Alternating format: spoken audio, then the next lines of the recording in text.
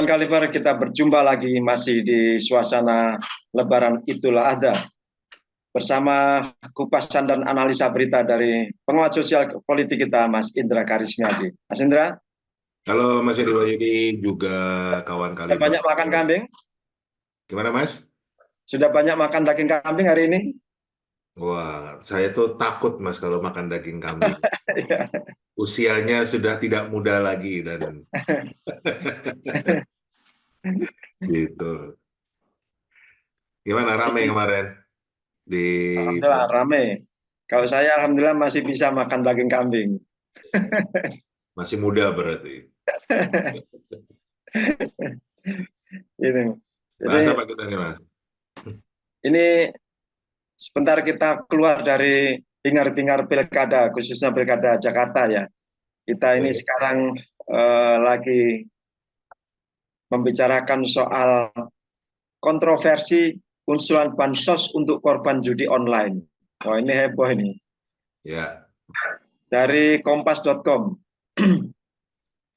Kontroversi usulan bansos untuk korban judi online. Pemerintah akhirnya resmi membentuk satuan tugas atau Satgas Pemberantasan Judi Online. Hal ini menjadi wujud upaya pemerintah untuk menghapuskan kegiatan ilegal yang semakin meresahkan tersebut. Judi online telah terbukti merugikan pemainnya, bahkan dalam beberapa kasus bisa sampai merenggut nyawa. Keluarga atau orang-orang di sekitar pelaku bahkan bisa terdampak dan ikut merugi. Seiring dengan itu, wacana pemberian bantuan sosial atau bansos untuk korban judi online pun muncul dari pemerintah. Usulan itu berasal dari Menteri Koordinator Bidang Pembangunan Manusia dan Kebudayaan atau Menko PMK Muhadjir Effendi. Alasannya, pelaku judi online maupun keluarganya berpotensi menjadi masyarakat miskin baru sehingga perlu ditangani oleh pemerintah. Termasuk banyak yang menjadi miskin baru. Itu menjadi tanggung jawab kita, tanggung jawab dari Kemenko PMK, ujar Muhadjir di Komplek Istana Presiden Kamis lalu. Menurut Muhadjir, salah satu yang bisa dilakukan adalah memasukkan mereka ke data terpadu kesejahteraan sosial atau DTKS agar menerima bansos dari pemerintah. oke. Ini sebetulnya kenapa jadi kontroversi karena masyarakat atau rakyat Indonesia itu masih sensitif banget dengan yang namanya bansos. Jadi belum hilang lah sebetulnya bekas-bekas dari politisasi bansos di pemilu yang kemarin. Jadi begitu ada wacana akan ada pemberian bansos, apalagi pada korban judi online ini langsung timbul polemik karena satu sisi, dan ini sudah diklarifikasi oleh Pak Muhadjir ya, Pak Menko tentang ini, maksudnya itu bukan memberikan kepada pelakunya, tetapi memang memberikan pada keluarganya yang memang biasanya kalau yang menjadi korban kan keluarganya, Mas. Jadi kalau misalnya ada seorang yang kecanduan judi online, itu otomatis penghasilannya, hartanya itu habis. Dan yang nggak bisa makan nggak cuma dia, tapi kan keluarganya, istrinya, anaknya, apa, keluarga yang tinggal dengan dia lah. Nah ini yang memang satu sisi mereka butuh jaring pengaman sosial. Karena kalau negara tidak hadir di sini, itu mereka akan bisa menimbulkan masalah-masalah di masa yang akan datang yang lebih parah lagi. Jadi mindsetnya atau secara fundamental tujuannya baik, tetapi tadi ini kondisinya itu masih sensitif dan memang ada kelemahan di apa eranya Pak Jokowi, terutama periode kedua ini, komunikasi publiknya itu sangat buruk. Jadi dalam menyampaikan sesuatu itu nggak pernah utuh, nggak pernah dijelaskan secara akademis, kan itu. Dasarnya apa, kenapa ini. Nah itu, dan itu yang selalu jadi membuat rakyat bertanya-tanya, tidak percaya, bahkan cenderung apa ya, menganggap itu adalah sebuah upaya pengalihan isu atau upaya politisasi dan lain sebagainya lah. Dan ini memang yang harus diperbaiki, mudah-mudahan di eranya Pak Prabowo tidak terjadi ini lagi. Nah, balik tentang masalah judi online, terus terang ini memang sudah menjadi sebuah pandemi, sebuah permasalahan yang sangat besar di Indonesia ini, karena semakin banyak orang yang kecanduan, karena memang judi itu nyandu, dan itulah yang membuat kenapa secara hukum di Indonesia itu judi itu dilarang, judi itu melanggar hukum karena eh, aturan judi dimanapun itu kita tuh nggak akan pernah menang melawan perusahaan judinya gitu. Jadi kalau Bandar istilahnya ya, bandar nah, judi. oleh bandarnya tuh kita nggak akan pernah menang gitu. Itulah apa makanya kalau kita ke yang terkenal ya, misalnya ke Las Vegas, ke Macau gitu, itu kan tempat judi yang memang didesain untuk jadi tempat judi ya. Itu ada sih yang menang, tetapi secara umum ya akan kalah atau dibikin justru pertama kayak menang dulu kan gitu. Terus lama-lama pelan-pelan itu dikeruk semua dan akhirnya malah kalah. Gitu. Itulah permainan bandar-bandar judi itu selalu seperti itu. Jadi ujungnya pasti em, habis lah, pasti kalah lah kan gitu. Tapi di sebagian orang itu ada juga yang menjadikan judi ini sebagai hiburan. Jadi bagian dari menghibur diri, rekreasinya judi itu ada juga gitu. Itu makanya tempat perjudian itu nggak nggak menjadi ilegal di beberapa tempat ya, terbuka bahkan gitu. Nah, kalau di Amerika itu selain di Las Vegas memang ada tempat-tempat yang terbuka untuk judi, Atlantic City misalnya, tapi di sebagian eh, negara bagian provinsi di Amerika itu aturannya menarik, Mas. Nggak boleh dibangun tempat judi di daratan eh, state tersebut, provinsi itu. Akhirnya dibikinnya di atas laut, di atas air gitu. Ada yang bikinnya di sungai, jadi nggak melanggar aturan kan gitu, karena tidak di daratan, tapi di air gitu. Tapi intinya itulah masalah judi. Nah, di Indonesia itu secara hukum itu dilarang judi. Jadi sebetulnya rakyat ini juga juga bertanya-tanya, kalau memang itu melanggar hukum dan sebetulnya pemerintah itu punya kekuasaan untuk misalnya menutup semua situs judi online. Itu Kementerian Kominfo harusnya punya kekuatan untuk itu, punya kemampuan untuk itu. Dan misalnya kita bandingkan dengan negara Tiongkok gitu ya. Di Tiongkok itu, Mas, kita buka Facebook aja nggak bisa. Karena di seluruh Cina itu, seluruh Tiongkok itu memang situs Facebook itu dilarang, nggak boleh gitu. Dan itu bisa dilakukan di level satu negara. Nah, jadi kan justru pertanyaannya adalah apakah memang negara ini punya komitmen untuk memberantas perjudian?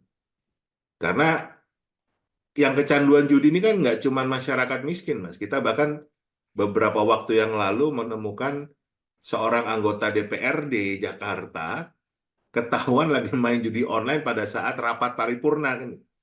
Dan itu tertangkap kamera kan. Jadi betul-betul ini adalah sebuah candu yang sebetulnya membahayakan. Nah, tapi Termasuk di sisi anggota polisi sendiri, kenapa? anggota polisi juga. Nah, itu saya belum baca tuh yang. Tapi intinya namanya judi itu pasti membuat candu lah. Jadi orang orang itu akan kalau sudah merasakan menang gitu akan tertarik mau main lagi. Padahal akhirnya nanti jadi kalah habis-habisan dan akhirnya yang sengsara itu keluarganya. Jadi sebetulnya kalau memang pemerintah itu punya kepedulian terhadap nasib rakyatnya dan melihat kalau judi ini memang menjadi sebuah masalah karena sampai hari ini kan melanggar hukum. Jadi ada hukum pidananya, kalau nggak salah hukumannya sampai 10 tahun kalau nggak salah ininya ya apa hukumannya gitu kan kan apa penjara 10 tahun tuh kalau kalau kalau judi kan berarti ini memang betul kecuali memang kita mau ada upaya mengubah gitu menjadikan judi sebagai eh, destinasi wisata misalnya kan kan itu satu hal yang memang bisa bisa diperdebatkan juga kalau arahnya ke sana kan seperti Malaysia misalnya Malaysia itu sama kayak Indonesia negara Muslim ya kan bahkan betul-betul mereka lebih lebih ketat untuk masalah keagamaan dibanding Indonesia yang lebih lebih terbuka ya tapi mereka bisa membangun kayak dataran tinggi Genting tuh Genting Highland yang memang dikhususkan untuk perjudian tetapi persyaratannya adalah orang dengan paspor Malaysia sendiri kalau yang Muslim itu nggak boleh gitu nggak boleh bermain di sana. Nah itu kan salah satu kalau yang memang secara hukum mau kita perbaiki kembali tujuan utamanya untuk kepentingan rakyat. Kalau mau ngambil pajaknya, mau ngambil keuntungannya, model seperti Pak Ali Sadikin dulu lah. Waktu di Jakarta kan juga ada legalisasi judi gitu. Nah, tapi kalau kondisi sekarang ini melanggar hukum. Jadi harusnya kalau kita bicara mau merebut hati masyarakat, ya ada komitmen dulu dari pemerintah untuk menutup semua situs judi online ini karena datanya kalau yang saya tahu itu korbannya semakin banyak dan eh, angka perputarannya itu triliunan, Mas. Kalau nggak salah, saya juga baca data dari PPATK itu sebagian besar dana perputaran itu justru larinya ke luar negeri. Ada yang ke Tiongkok, ada yang ke Thailand, ada yang ke Vietnam dan lain sebagainya. Jadi kan tidak tidak juga bermanfaat buat Indonesianya. Jadi buat apa gitu. Ini yang harus dikaji lagi ya. Sebenarnya seperti apa? Apakah memang lebih banyak negatifnya dibanding positifnya? Tapi sekali lagi di Indonesia itu selalu ada apa ya pengusaha-pengusaha yang melakukan kegiatan yang melanggar hukum tapi punya backing. Ini yang disebut dengan ordal dengan apa kondisi-kondisi yang sebetulnya kita menjadi dan backingan ini kan bagian dari pemerintah, dari aparat, dari pihak-pihak yang punya kekuasaan kan. Jadi komitmen ini yang kita belum lihat. Nah, jadi harusnya kalau memang apalagi ini di ujung kepemimpinan Pak Jokowi, kalau beliau mau punya nama yang lebih harum lagi dengan kondisi-kondisi sudah terjadi, ya bisa melakukan sebuah langkah yang betul-betul strategik. Ya, salah satunya, ya kalau kita bicara Menkominfo-nya ini kan juga ketua umum relawannya beliau nih kan tinggal nyuruh aja pasti jalan kan gitu. Tapi pertanyaannya mau nggak? Jadi kalau beliau mau udah per hari ini semua situs judi online akan ditutup. Tapi kan statement itu nggak muncul, gitu, nggak ada komitmen itu. Nah, kalau itu digabungkan dengan tadi, semua situs judi online akan ditutup. Titik. Semua pelaku judi online-nya itu akan diproses hukum sesuai dengan aturan. Kan ada yang penjara 10 tahun tadi. Tapi karena keluarganya itu sekarang ada kehilangan eh, pencari nafkahnya, mungkin juga hartanya habis. Nah, untuk sementara waktu pemerintah akan memberikan jaring pengaman sosial berupa bansos selama sebulan, 2 bulan, 3 bulan, atau berapa bulan lah, sampai mereka bisa bisa punya kemampuan untuk mandiri. Nah, itu akan lebih bijaksana, dan mungkin masyarakat akan bisa menerimanya dengan lapang dada daripada tiba-tiba statementnya adalah eh, korban judi online akan diberikan bansos titik gitu. Itu Ya, yang terjadi sekarang. yang sering kita dengarkan sebetulnya mencegah itu lebih baik daripada mengobati. Jadi Tuh. yang dilakukan pemerintah itu bukan mencegah, tapi juga mengobati. Kalau penyakitnya itu sudah terlalu parah, obat apapun sudah nggak bisa mengobati penyakit itu. Sehingga kawan Kaliber juga kita ingatkan bahwa sekecil apapun taruhan di judi online itu akan membuat kita penasaran, membuat Anda penasaran untuk eh, berjudi lagi lebih besar, lebih besar. Gitu. Jadi pemerintah kita juga ingatkan juga untuk melakukan pencegahan preventif sebelum ada pengobatan itu dilakukan. Karena jangan sampai nanti rakyat yang gila judi online itu sudah bersandar pada bansos ini. Nanti kalau saya jatuh ekonomi juga ada bansos gitu. Ini yang lebih parah lagi. Jadi Itu. ada beberapa ini Mas, data yang menunjukkan para pelaku judi online ini juga menganggap judi online itu adalah bagian dari upaya menghidupi keluarga. Nah, Ya, ini ya, yang sangat keliru.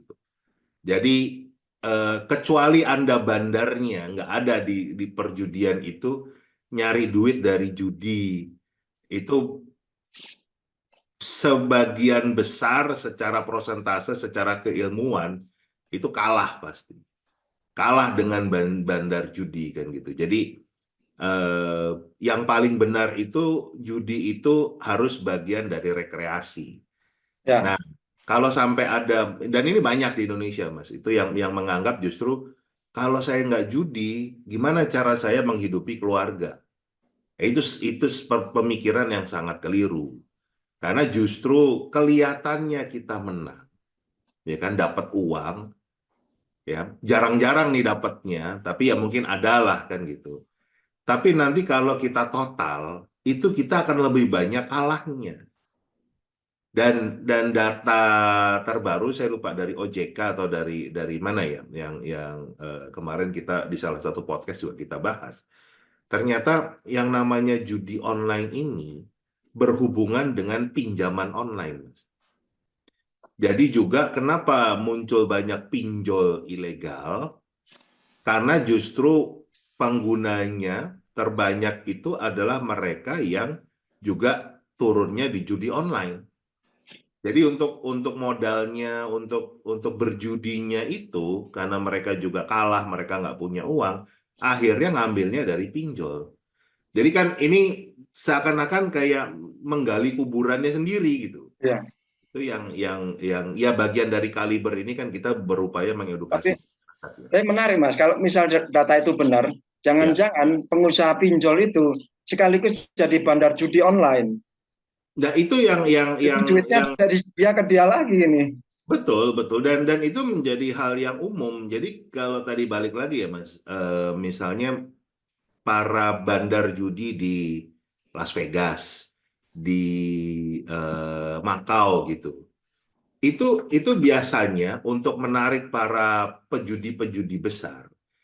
Itu mereka itu akan menyediakan, pertama menyediakan pesawat misalnya private itu, misalnya ya pejudinya dari Jakarta gitu, akan menyediakan dijemput pesawat private itu dari Jakarta ke Macau atau ke Las Vegas itu gratis. Kemudian dikasih kamar yang paling mewah di hotel itu, makanan gratis, ini semua itu eh, itu akan diberikan, ya kan? Dan bahkan sampai mereka akan diberikan, dihutangin dulu gitu loh, Mas. Misalnya dikasih hutang 2 juta dolar atau 5 juta dolar untuk berjudi. Jadi itu cara apa ya?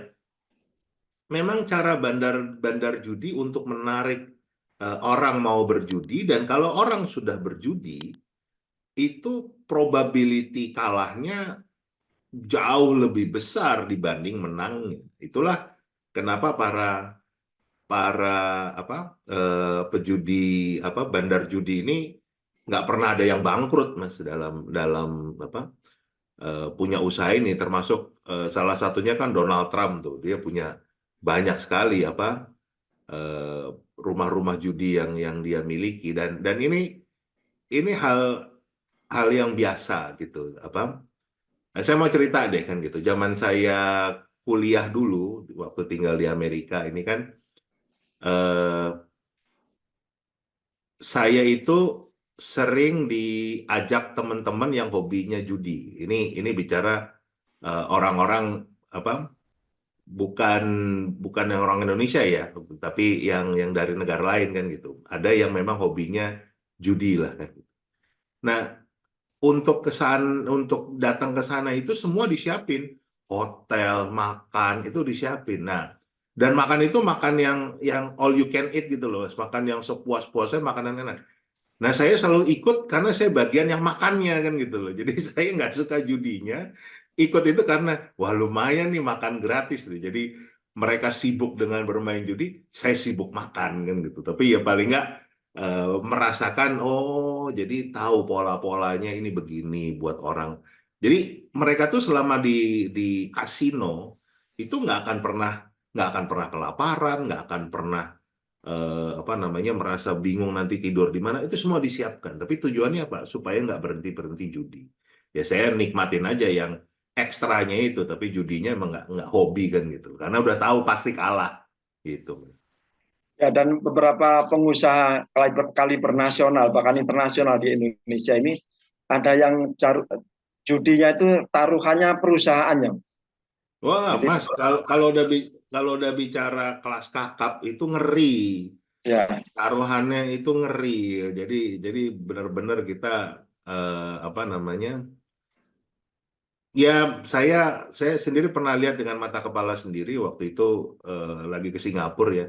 Ada salah satu pejabat pejabat kita lah kan gitu yang memang sudah meninggal dunia, tapi kemarin juga kena kasus di KPK lah kan gitu, kasus korupsi. Itu kehilangan, jadi sekali main itu dia taruhannya itu 10 M sekali main gitu. Karena kebetulan saya berada di ya ini kan kompleks kasino gitu kan, gabung sama mall sama itu. Jadi saya lihat tuh ada pejabat ini, ngelihat aja dia sekali taruhan itu 10 M. Terus kalah, terus ketawa-ketawa aja kan gitu. Taruhan lagi. Saya ngelihat aja pusing kan gitu loh. Ternyata duitnya duit rakyat nih, karena terjangkut kasus KPK ini kan ngeri kalau kalau seperti itu terus ya. Itu. ya itu kan judi kelas kakap. Jadi teman-teman kaliber, kawan-kawan kaliber, kita ingatkan sekali lagi, hati-hati judi online tuh mulai dari 1.000, 2.000 rupiah. Itu awalnya nggak berasa, tapi lama-lama akan menguras harta kita dan ujung-ujungnya akan menyengsarakan keluarga kita. Nyandu, Kayak ya, nyandu itu yang ya, memang apa ya? Ya sama kayak narkoba, kayak ini. Jadi kalau udah ngerasa enak itu akan kecanduan gitu. ya. Juga bagi pemerintah juga gitu. Itu tadi yang kita sarankan, lebih baik mencegah, jadi menutup semua situs-situs judi online dan dinyatakan terlarang. Gitu. Jadi bukan memikirkan pengobatan yang kasih bansos dan lain-lain, itu nanti akan menyedot uang rakyat lagi. Gitu. Baik, terima kasih Mas Indra.